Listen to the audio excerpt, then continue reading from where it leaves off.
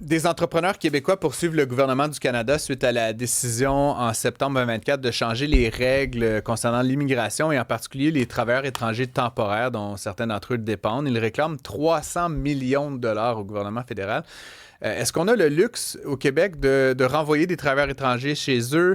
Évidemment, Québec et Ottawa semblent être alignés là, pour réduire les cibles en matière d'immigration, mais plusieurs entreprises voient ça d'un très mauvais œil puisque, qu'on le veuille ou pas, elles avaient créé des processus et certains disent même une certaine dépendance à ces travailleurs-là. J'en parle avec Maître Maxime Lapointe, qui est un avocat spécialisé en immigration et qui est un habitué de Cube. Bonjour, Maxime. Bonjour. Merci d'être avec nous. Je commence peut-être du point de vue d'un avocat, hein, c'est une poursuite qui a été intentée aujourd'hui contre le gouvernement fédéral. Est-ce que ça a des chances d'aboutir, une poursuite comme celle-là? Bon, des poursuites comme ça de plusieurs centaines de millions, là, ça finit souvent par se régler hors cours et ou mourir dans l'œuf. Là. Ce qu'il faut comprendre, le programme des travailleurs étrangers temporaires est co-géré par Service Canada et par le ministère de l'Immigration, de la Francisation et de l'Intégration, le MIFI, donc Immigration au Québec, qui vient de sortir d'ailleurs avec son ministre Jean-François Roberge, il y a quelques minutes dans les médias, réclame une clause de grand-père au gouvernement fédéral afin de pouvoir conserver des travailleurs étrangers temporaires, notamment en région. Donc là, on voit la pression, elle est très forte par les chambres de commerce, par les entreprises, contre les deux gouvernements, mais tout ça vient aussi du fait que depuis plusieurs années, la population a demandé au gouvernement de réduire les volumes d'immigration.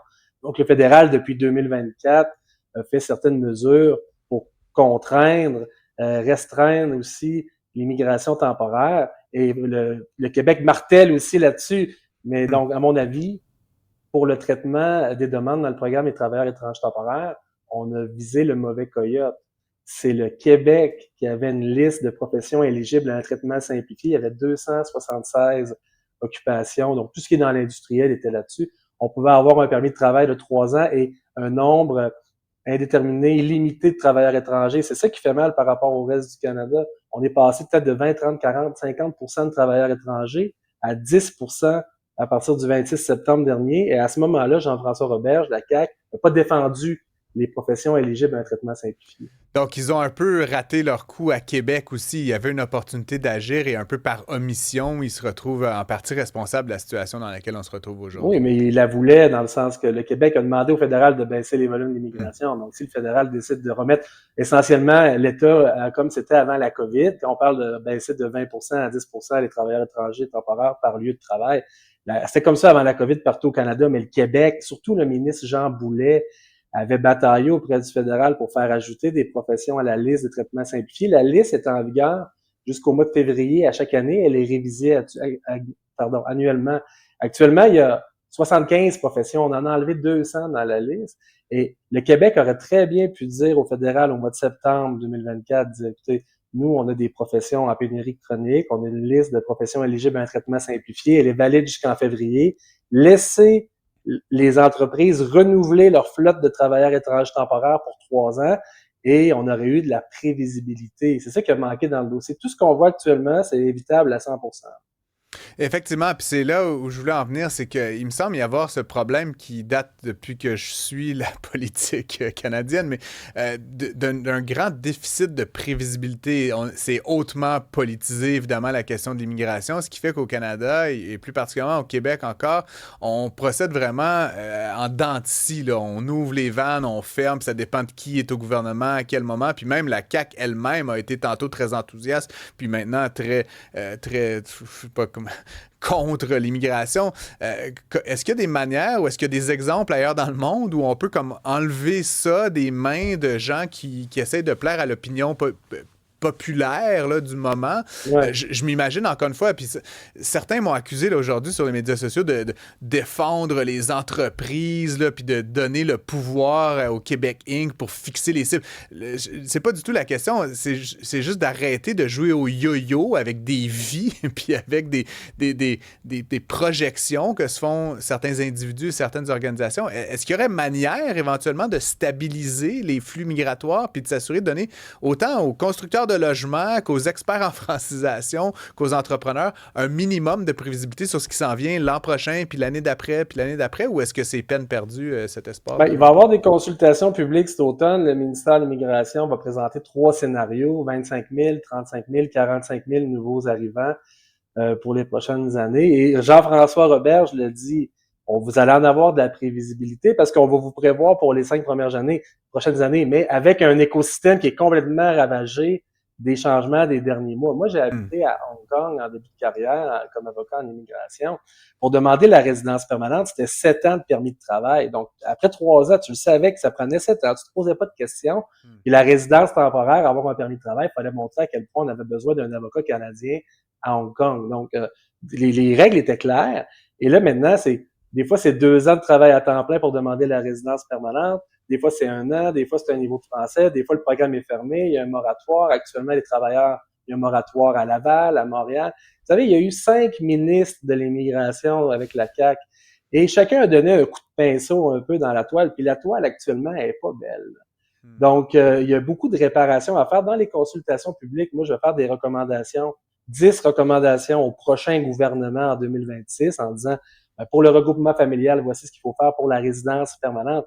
Et les règles devraient être assez claires dans le sens que vous arrivez au Québec et les règles de demander la résidence permanente sont telles, ben, ils devraient rester les mêmes pendant votre parcours, indépendamment de votre date d'arrivée puis l'autre. Donc, les gens devraient savoir que s'ils décident de mettre leur vie dans 2 valises pour venir vivre au Québec puis travailler, avec la résidence permanente, quand ils arrivent, ça va être comme ça tout le long du processus. Et ça n'a jamais été fait, évidemment. Là, on est vraiment avec de la petite politique. Là, c'est le Parti québécois qui domine dans les intentions de vote. Eux, ils veulent moins d'immigration. La CAQ est en train de se coller sur des scénarios de baisse d'immigration, tandis que les employeurs disent que nous, on a encore autant besoin de travailleurs étrangers. Donc, on mélange beaucoup les travailleurs temporaires en disant il y a trop de demandeurs d'asile, donc on va couper les travailleurs étrangers, les étudiants au travers.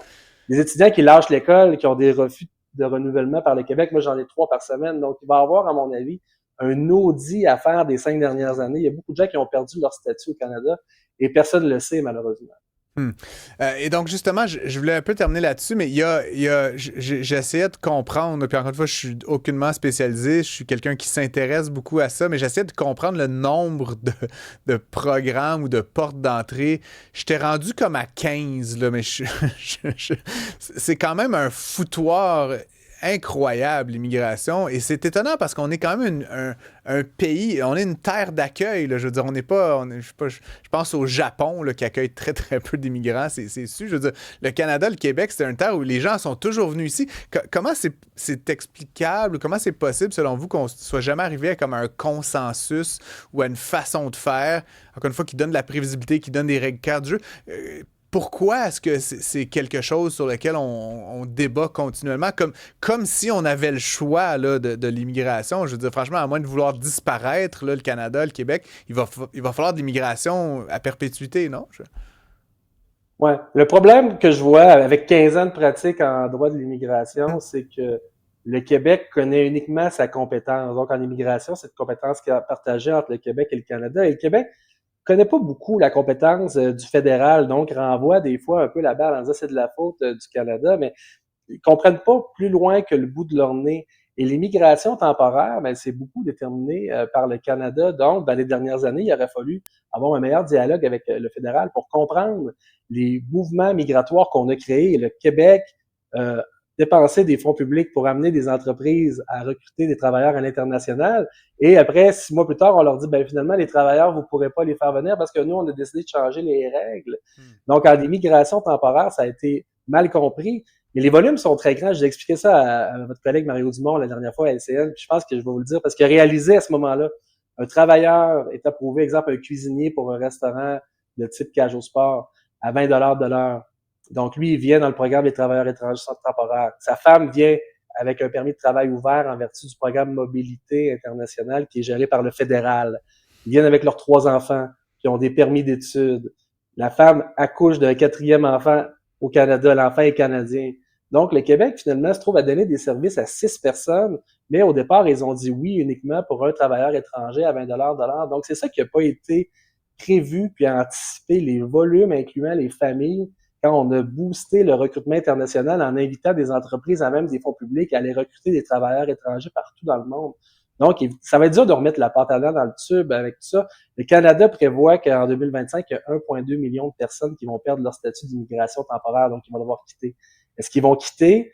Est-ce qu'ils vont demander l'asile pour se protéger pendant 2-3 ans, le temps qu'il y ait une décision de la Commission de statut de réfugié?